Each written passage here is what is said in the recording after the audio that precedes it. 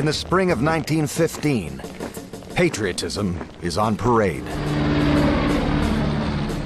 And the University of Toronto is at war. The campus will soon be a training center for the British Royal Flying Corps. There's a rifle range in the unfinished Hart House Theater. As a grim reminder of what lies ahead, Lieutenant Lauren Harris paints the walls to resemble a shell-torn Belgian village. 20-year-old Conn Smythe doesn't mind the sound of gunfire. Short and scrappy, he's never been one to back away from a fight. As captain of the university hockey team, Smythe has just won the Ontario Junior Championship in front of 4,500 fans. Now, he's spoiling for action. We'd been talking about it for weeks. The following Monday, 9 of us from the hockey team went down to join up 2 artillery outfits that were recruiting. By the end of the day, I was Gunner C. Smythe, 25th Battery, Canadian Field Artillery.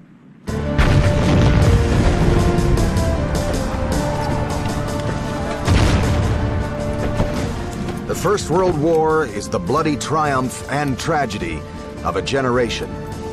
As Canada grows into nationhood, hockey comes of age.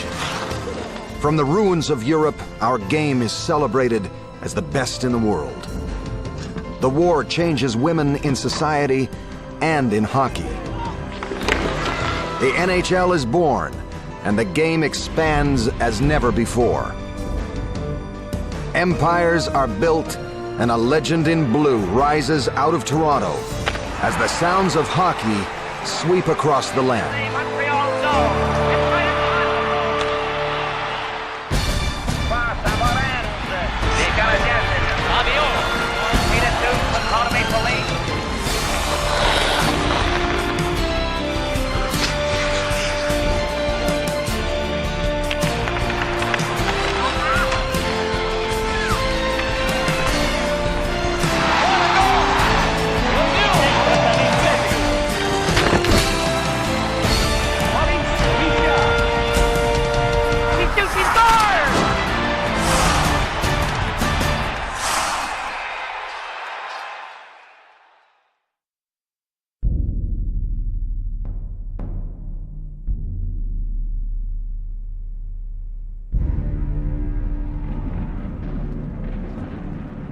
As the doomed youth of a generation march in the mud of Flanders, the national passion is eclipsed by a sense of national duty. Canada needs soldiers. Recruiter and hockey veteran Captain James Sutherland urges hockey players to swap their team colors for khaki. With every man doing his bit, Canada will raise an army of brain and brawn from our hockey enthusiasts, the likes of which the world has never seen. The bell has rung. Let every man play the greatest game of his life. There wasn't a sense of how horrible this war would be. It was an adventure. It was a great adventure. It was you and your chums side by side fighting against an enemy. I mean, bigger and better than any sports match could be. How could you resist it?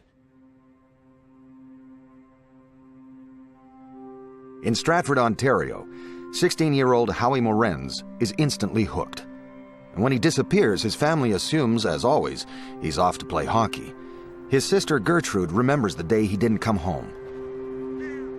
Mother became alarmed and started a search for him. All the neighbors helped us comb Stratford thoroughly, and Mother became frantic. Howie had slipped out of Stratford, lied about his age, and enlisted with the Governor General's Horse Guards. His mother storms the recruiting office, waving Howie's birth certificate, and his military career is over. Mrs. Morenz had hoped Howie might stay in school or learn a trade. But fate has a different destiny for the kid the hockey world would one day know as the Stratford Streak. Back in Toronto, Lieutenant Constantine Smythe fits perfectly into the Army. He thrives in a world where orders are given and decisions taken.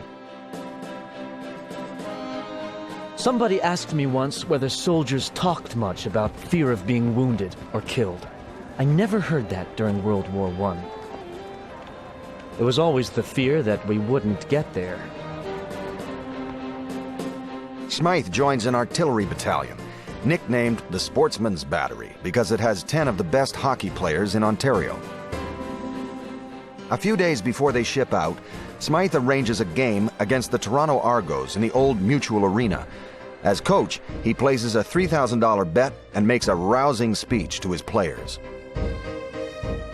I stood up in front of the team and told them every nickel this hockey team had in the world was riding on this game. Motivated, if not inspired, the Sportsman's Battery wins the game and the bet and boards the troop ship $7,000 richer. Smythe keeps a share of the winnings to buy a lavish dinner for the battery every Christmas until the end of the war. As the fighting drags on, every year there are more empty chairs at the Christmas table.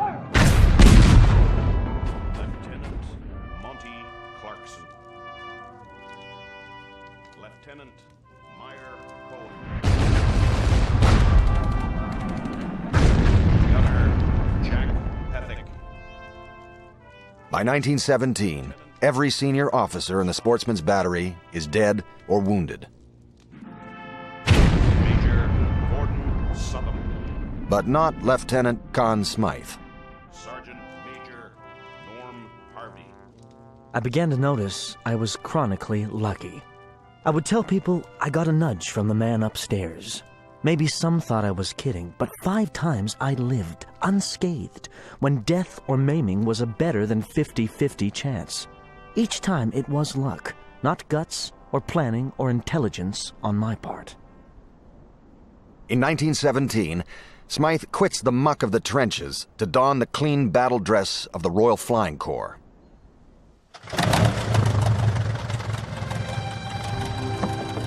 He earns his wings and goes back to war as an aerial artillery spotter.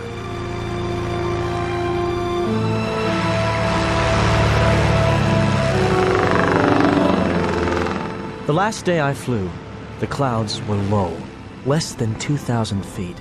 I shouldn't have been sent up in that weather, or should have had enough sense to fake it, and then come back and say, "Great shooting." Flying low behind the German lines, his plane is hit by ground fire, and Smythe crashes in no man's land.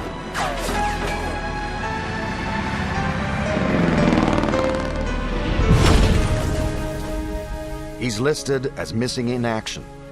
For his family back home, that's the cruel code for almost certainly dead. They wait for the knock on the door that means Conn's luck has finally run out.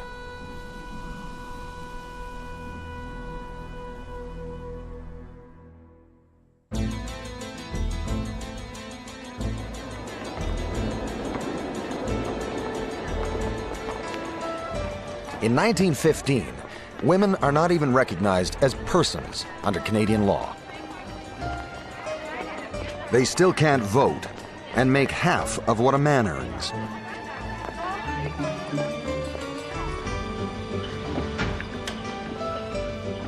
But the necessities of war have pulled women into the workforce as never before. Across the country, women are taking over the jobs left vacant by men.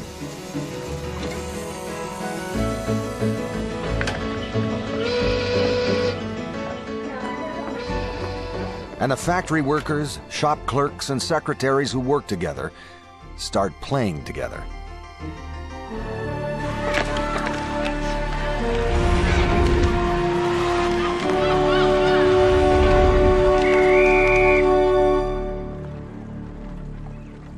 With so many hockey players and their fans on the battlefields of France, the arenas are struggling. So poor is the quality of the men's game that the Montreal Wanderers offer free tickets to wounded servicemen and their families. Even that doesn't draw a crowd.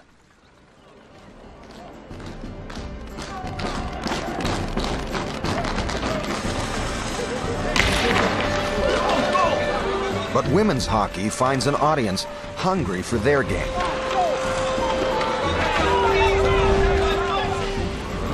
For the first time in history, women are paid to play hockey.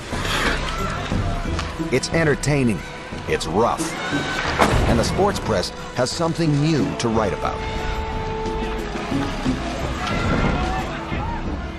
Casualties were heavy. Miss Hill of North End Stanley received a stick across the face. Miss Albert of Telegraph gained a black eye. It was real hockey, and the checking was close and cruel, and caused numerous thumps on the ice of the sort that make the hairpins jump out.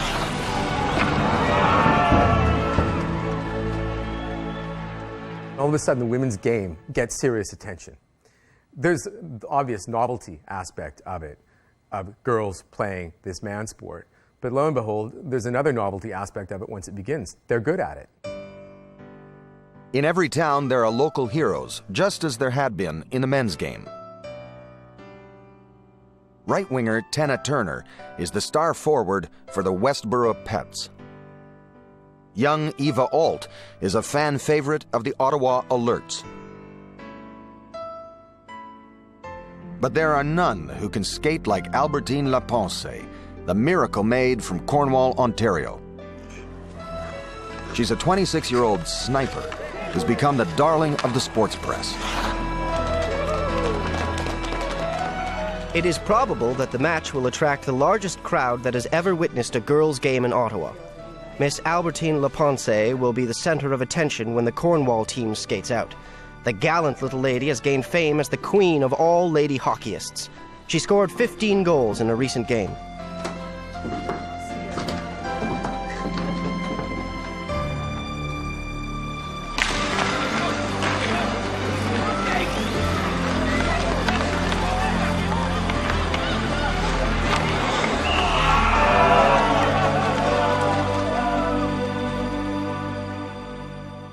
Cornwall's main competition is the Westerns of Montreal, and their coach, Len Porteous, is desperate to find a player that can beat Albertine.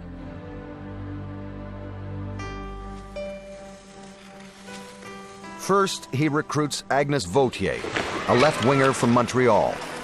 They call her the female Nuzi Lalonde. She's quick, and she can score, but she's no match for the Miracle Maid.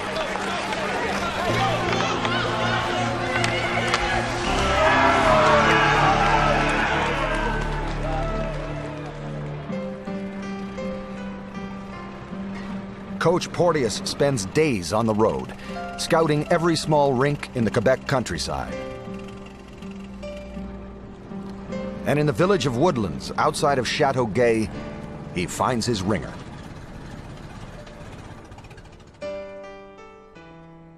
He discovered a young girl by the name of Eda Lalonde, who is a hockey prodigy. Only 17 years old, this girl marveled all those who saw her play. And each one proclaimed her Lapense's rival.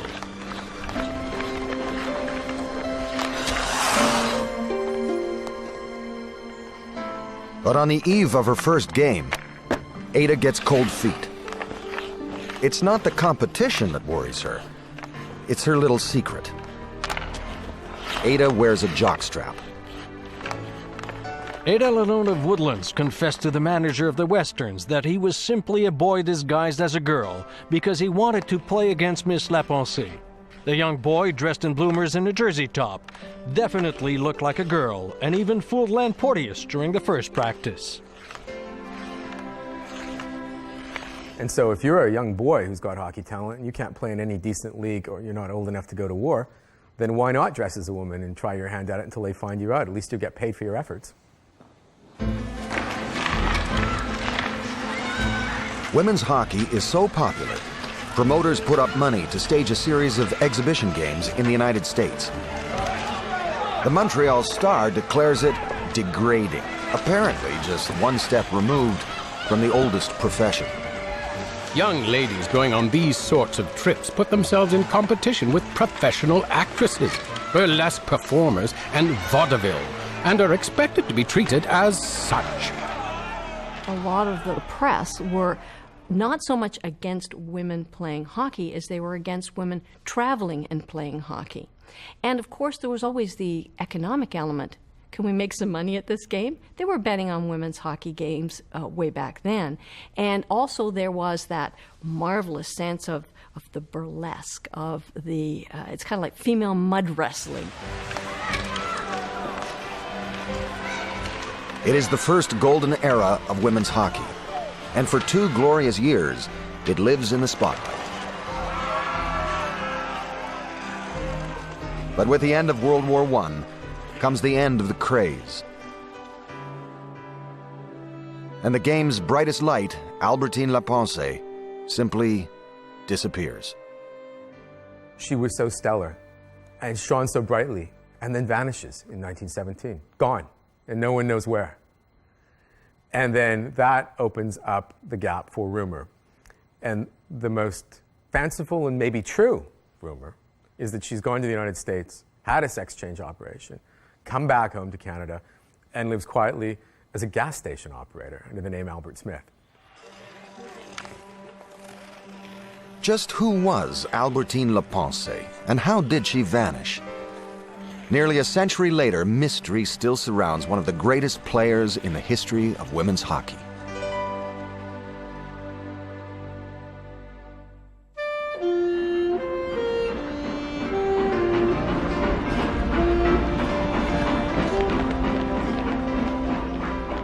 In 1919, Canadian soldiers are coming back from the war, coming back to a changed country.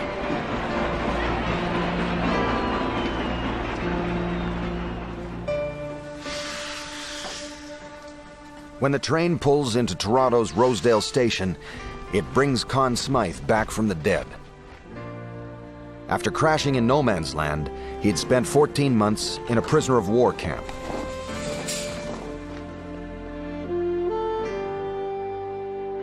"4 years of my life were gone that I would never get back.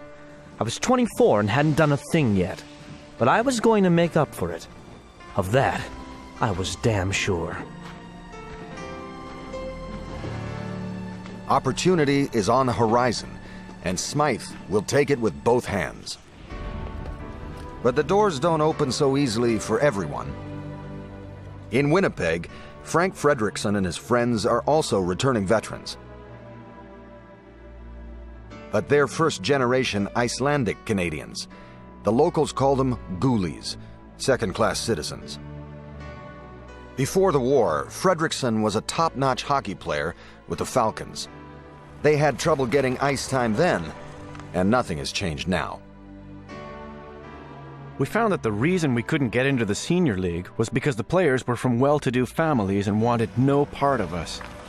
But they couldn't quite get away from us that easily. They've shown in the war that they are fine citizens, but the war's over.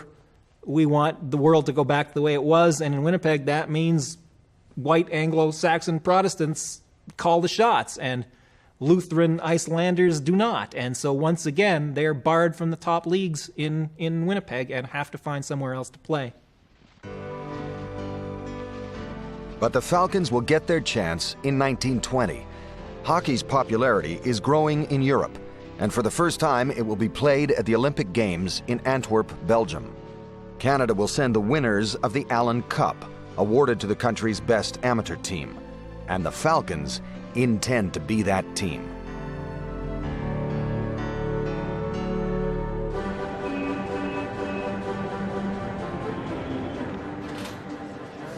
More than 8,000 fans line up to see them play the University of Toronto in the Cup final.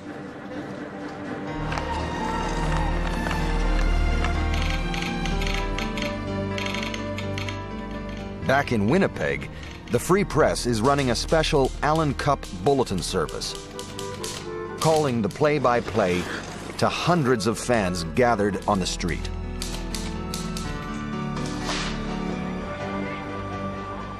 The Icelanders displayed more class than has been seen on the Toronto arena this year. The performance of the Westerns was a revelation to the Eastern Bugs, and their wonderful speed and puck carrying had the immense crowd gasping with amazement.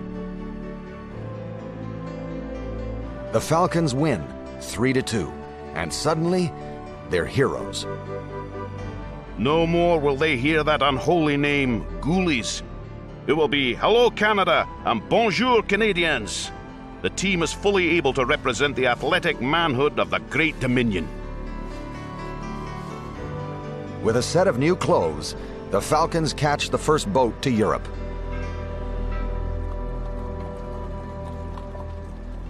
In 1920, Belgium is still digging out of the rubble of the Great War.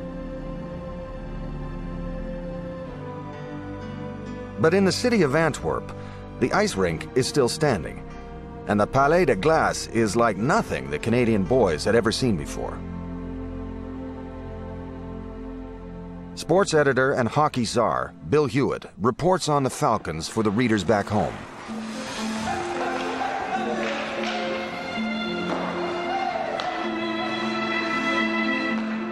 Chairs and tables remained on elevations on the other side, and spectators dined and drank as they watched the various nations play hockey. A really good orchestra played tirelessly from early morning until late at night. A suitable surrounding for the genteel sport that is European hockey. Monsieur Savoie of the Swiss team tends the net wearing a smart cardigan with white shirt and tie. He lets in 29 goals in his first outing. Frank Fredrickson and the Canadians are in way under their heads.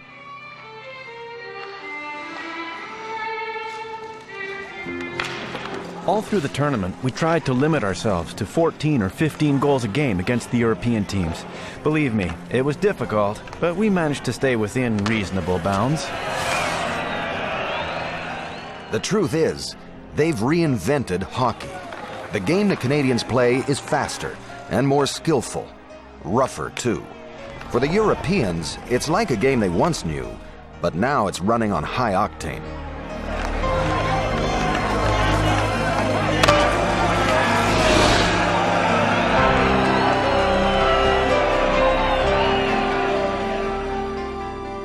The Falcons romp through the tournament. In the gold medal game, they meet the Swedes.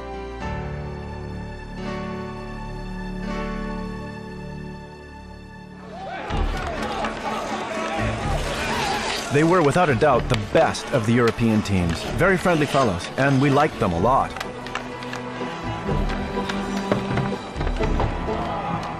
As a gesture of goodwill, the Falcons deliberately trip up and give the Swedes a break. They let them score a single goal. I guess it's safe to confess that we gave it to them. The Swedes went wild. They were yelling and cheering, shaking hands with themselves, shaking hands with us. It was great. But that was all the Swedes would get. The Falcons win the game 12-1. The team that couldn't find a game at home wins the first Olympic gold medal ever awarded for hockey. Defenseman Alan Woodman writes home.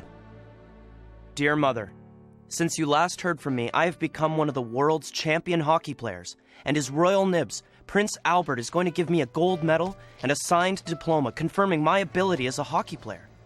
You see, Mother, I really am coming along very nicely in this old world.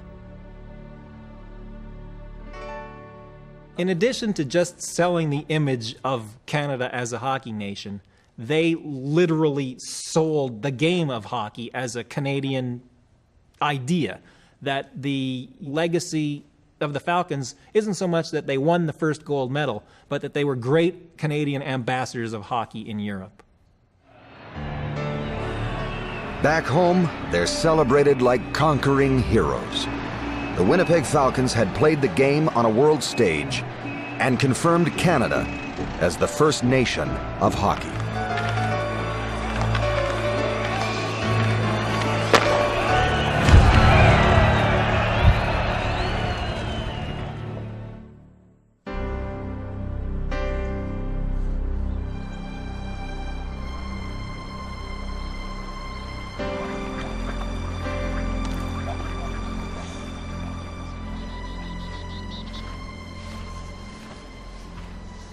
Howie Morenz may have been saved from the trenches by his mom, but even she can't keep him in school.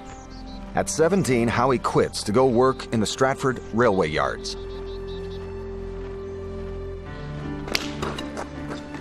But he lives for hockey. He's the star in Stratford, sometimes playing on 3 different teams.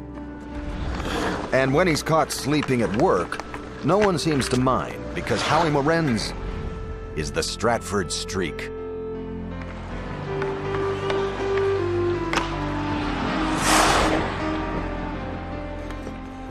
News of the hockey marvel reaches the desk of Leo Dandurand in Montreal. He and his partners are sportsmen and gamblers. They own racetracks and bookie joints, and they've just bought the Montreal Canadiens for $11,000. When Dandurand signs Howie Morenz to a contract in 1923, he thinks he's just made the deal of his life. But a month later, he gets a surprise in the mail. Dear Sir, owing to several reasons, I find it impossible to leave Stratford. I'm sorry if I've caused you expense and inconvenience, and trust you will accept the returned contract in a sportsmanlike way. Yours truly, Howard Morenz. Dandurand confronts his young protege at a face-to-face meeting in Montreal. Alone and far from home, the small-town kid breaks down. I'm too light, and the league is too tough. I don't believe I'm good enough to make a place on your team, and you will be everlastingly sorry you forced me into pro hockey. You'll have to take the responsibility of depriving me from my livelihood and my amateur standing. My whole life will be ruined. Dandurand sends Howie home with a piece of advice, half encouragement, half threat. Remember, I am confident you will make good in the NHL, and I expect you to report to our training camp on the 15th of November.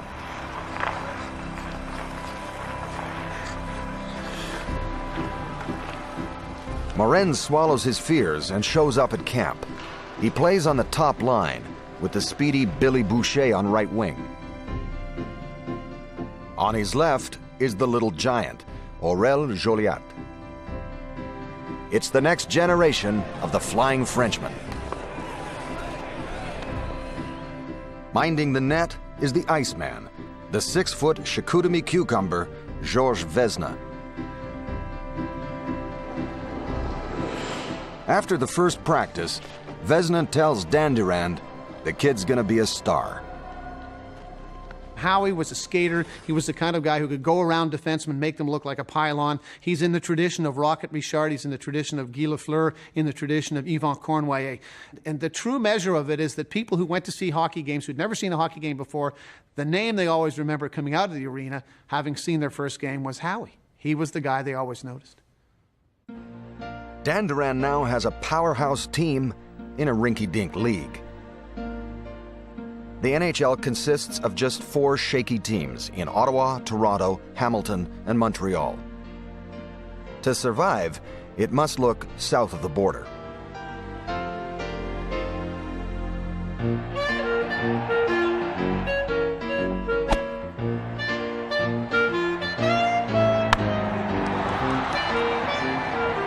The 1920s are the golden age of sport in the United States.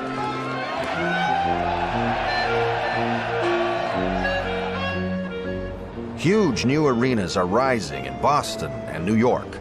There are markets and millionaires to be exploited. And Leo Dandurand knows how to sell the game. He and the NHL need a buyer, and they target Tex Rickard. Rickard is Jack Dempsey's manager, the man who made the first $1 million gate and the driving force behind the new Madison Square Garden in New York. When Tex Rickard comes up to Montreal for an evening of drinks and a little Canadian-style hockey, it's Leo Dandurand's Flying Frenchman he's here to see. The Forum is packed for the Canadiens' game.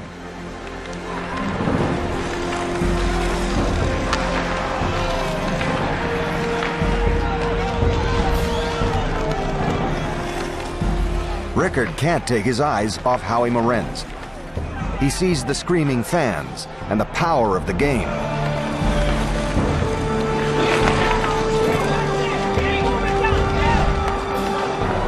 And he's sold. Rickard promises to put ice in Madison Square Garden on the condition that Howie Morenz and the Flying Frenchman are there for the opener.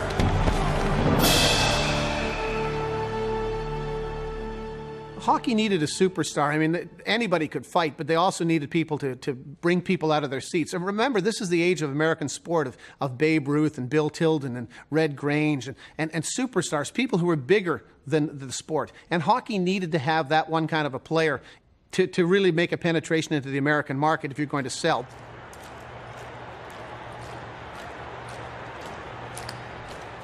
December 15th, 1925. Opening night in Madison Square Garden. There's a fresh sheet of ice and a new team, the New York Americans, waiting for the Canadians.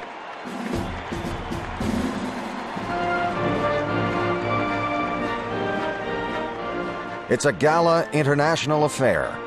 The Governor General's Royal Foot Guards Band performs for the first time outside Canada.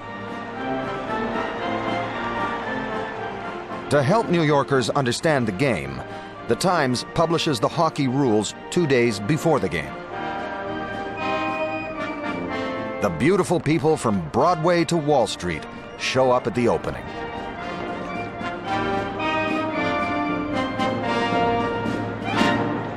There was a buzz from one end of Manhattan, indeed through all the boroughs. This was going to be the most exciting thing that had ever hit New York. There was going to be speed. There was going to be violence. I remember the great story about him always parking a couple of ambulances in front of Madison Square Garden before the game. Sort of there's going to be bloodshed here. Tex Rickard understood how to put something on Broadway and how to play it up big. As the teams line up on the ice, WJY Radio begins its hockey broadcast. This is Major J. Andrew White speaking to you from the beautiful new Madison Square Garden.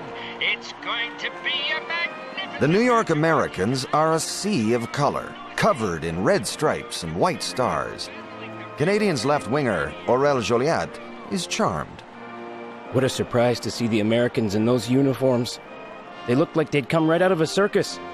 We didn't know whether to play hockey against them or ask them to dance. It was New York not only against Canada, it was New York against those marvelous Flying Frenchmen who themselves brought this aura of exotic to New York.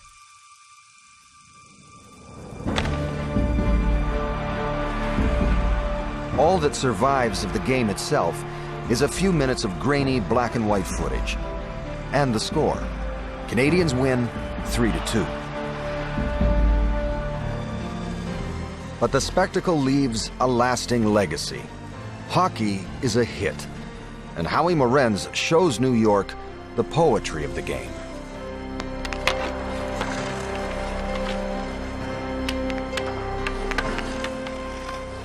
It's like ballet on ice. It really is. If you understand how graceful ballet is, the sport of hockey is like that all the way back to the 20s. You got to be able to skate.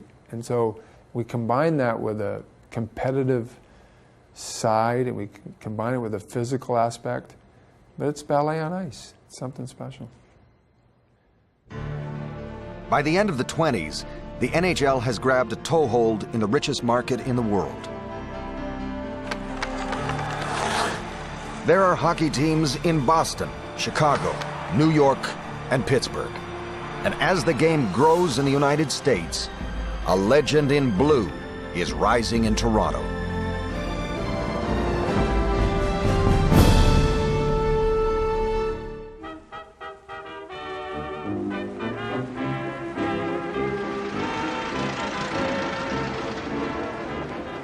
In 1923, the upright city of Toronto is finally having fun. Over at Shea's Theatre, people line up for the latest from Charlie Chaplin and Harold Lloyd. You could dance the night away with Luigi Romanelli and the King Edward Hotel Radio Syncopators. Over at the CNE, you can go for a ride on the Midway, or gawk at the human oddities of Johnny J. Jones. The 1920s sees Toronto construct the tallest building in the British Empire, open the largest hotel, and unveil a grand train station. It's a building boom, and Conn Smythe is in the thick of it. The man who believes in luck also believes there's no substitute for hard work. By 1925, Smythe has a successful sand and gravel business supplying building sites all over the city.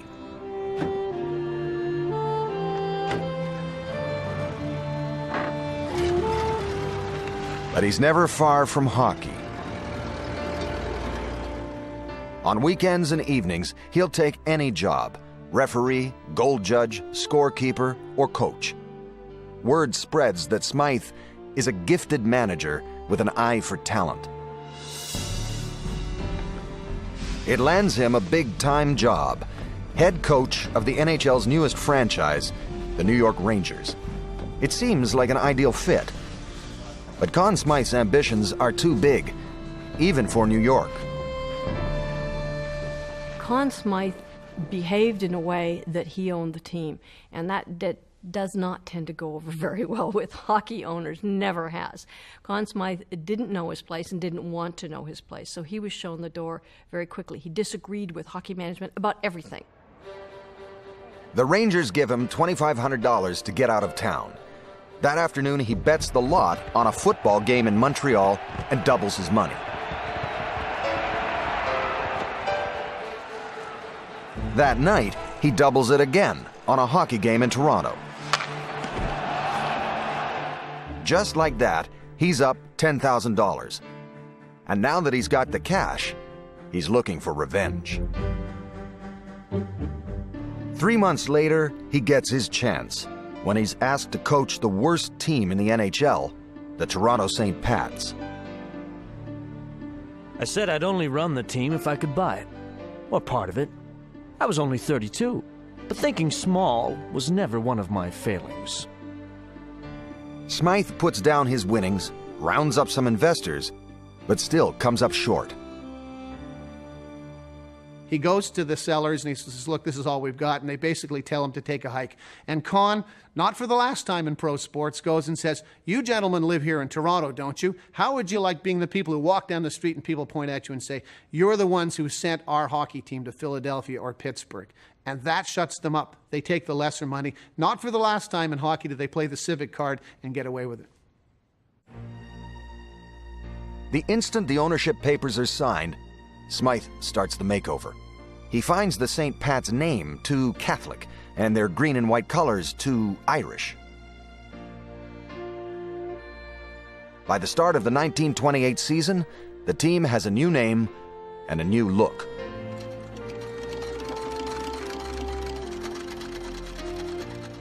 I had a feeling that the new Maple Leaf name was right. Our Olympic team in 1924 had worn maple leaf crests on their chests. I had worn it on insignias and badges during the war. I thought it meant something across Canada.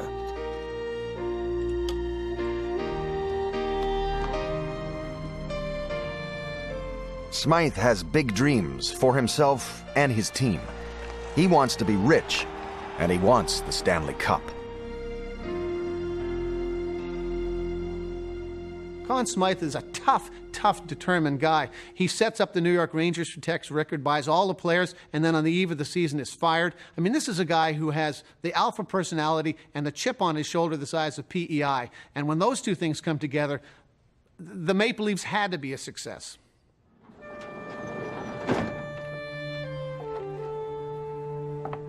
In the spring of 1930, with Canada in the depths of the Great Depression, Smythe does the unthinkable. At a time when building even a hot dog stand seems foolish, Smythe sets out to build the Maple Leaf Gardens. But he's a man who knows how to sell a dream. He wheedles money from bankers and gets the Eaton's Company to sell him the land at a cut rate. The architects work on margin, contractors take partial payment, and many workmen get their wages in Maple Leaf Gardens stock.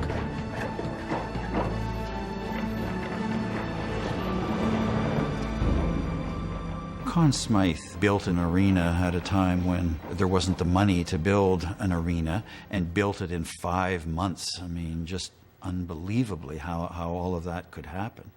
But, you know, he was that kind of brash, proud character. I mean, he was Major Smythe. He was that unstoppable force.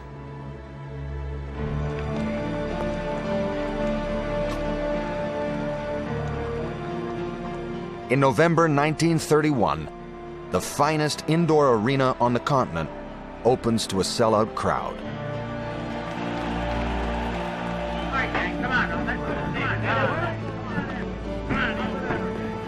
At the end of his first season in the Gardens, Conn Smythe gets his revenge. His Toronto Maple Leafs soundly beat the hated New York Rangers and take their first Stanley Cup. But there's something else significant about the game. Suspended high above center ice is a strange steel box.